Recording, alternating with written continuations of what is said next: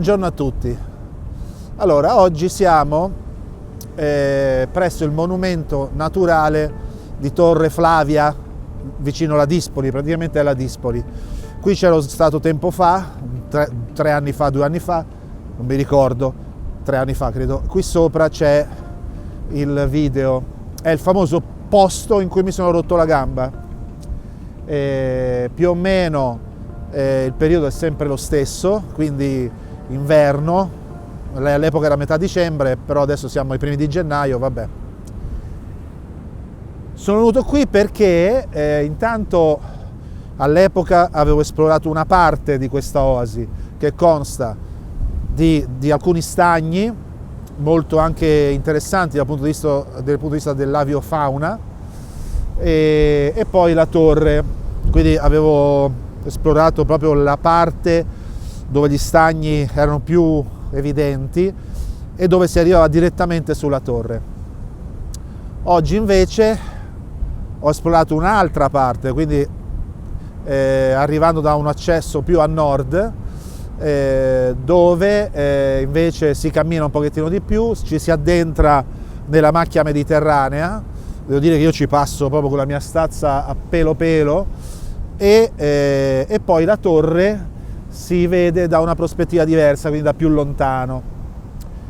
Oggi c'è maltempo, in questi giorni ha piovuto tantissimo, infatti avete visto il fango che bisogna affrontare per arrivare fino qui, fino alla spiaggia. Pensavo fosse più sabbioso, invece no, c'è il fango. Questa, come avevo detto anche l'altra volta, è un'area che in teoria è gestita dai bambini, quindi sicuramente loro hanno un ruolo, ed è un'area di riproduzione del fratino, che è un uccello, e quindi ci sono molte zone che sono transennate perché è dove il fratino nidifica. Gli elementi di interesse, oltre al mare che peraltro è in tempesta tra virgolette, quindi comunque ha un suo fascino, e a parte la torre, diciamo così, ci sono degli alberi isolati, questo diciamo ambiente dominato dai canneti, e quindi adesso mi fermerò a fare qualche foto. Non so se mi fermerò fino al tramonto perché il sole tramonta lì a ovest, ma credo che verrà bloccato dalle nuvole quando c'è una copertura pressoché totale. Se poi ci sarà qualche colore, filtrerà qualche colore, lo vedremo, ma insomma non credo che accadrà. Quindi adesso scatto qualche foto, va bene, la torre è lì, e mi sono portato a tal proposito il 1200 e poi c'è l'esordio del 100-300 della Panasonic. Ho portato stavolta il mio, eccolo qua, il treppiede, quello un po' più grande, perché essendoci sabbia, quello piccolo che ha dei meccanismi particolari, ho paura che la sabbia lo avrebbe danneggiato. E quindi niente, vediamo un pochettino come procede e ci vediamo tra poco.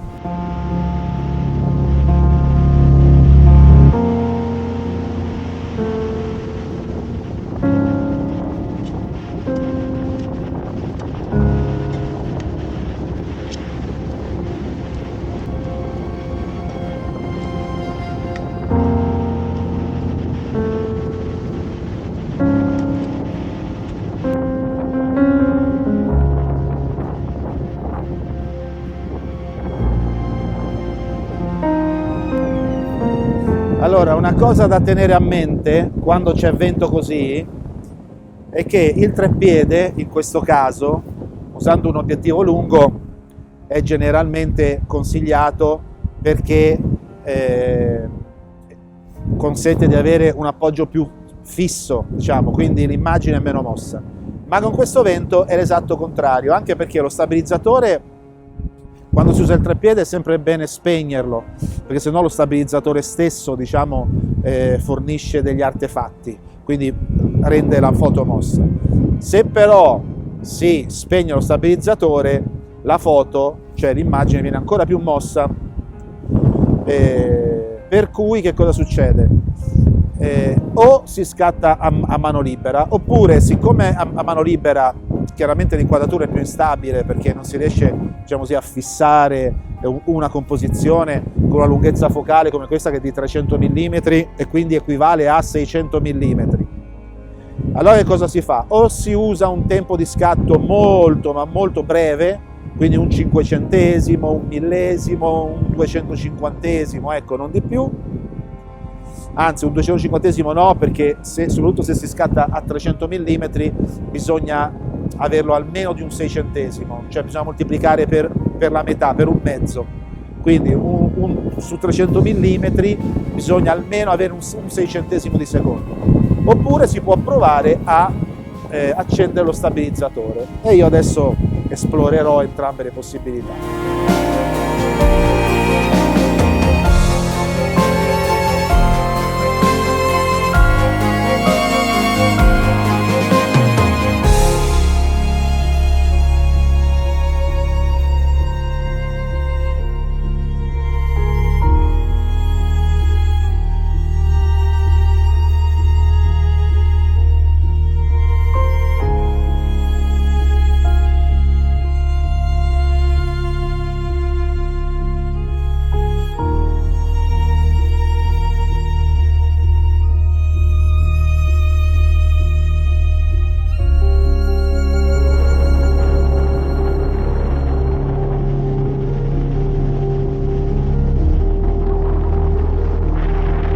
Ecco qua.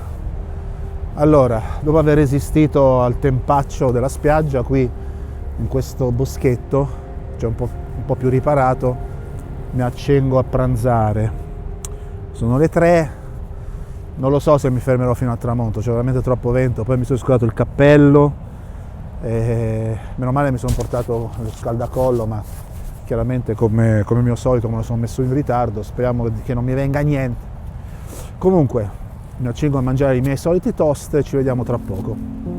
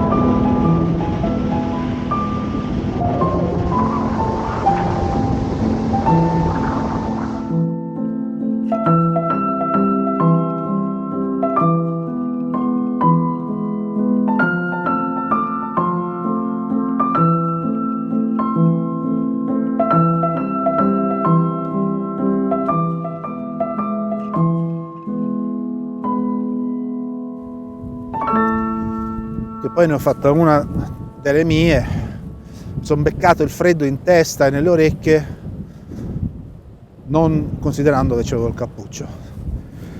E quindi vabbè, adesso sto tornando verso la macchina, c'è una strisciolina di colore minuscola, e vedo però se spostandomi dall'altra parte dell'oasi, diciamo, dell'area naturale, quindi dove c'è la torre, ci sono delle opportunità fotografiche. Faccio quest'ultimo tentativo prima poi di andarmene a casa, tanto diciamo che l'ora d'oro inizia tra un quarto d'ora e quindi vediamo un pochettino che cosa ci porta questo tramonto. Non credo niente di più di quello che abbiamo già visto.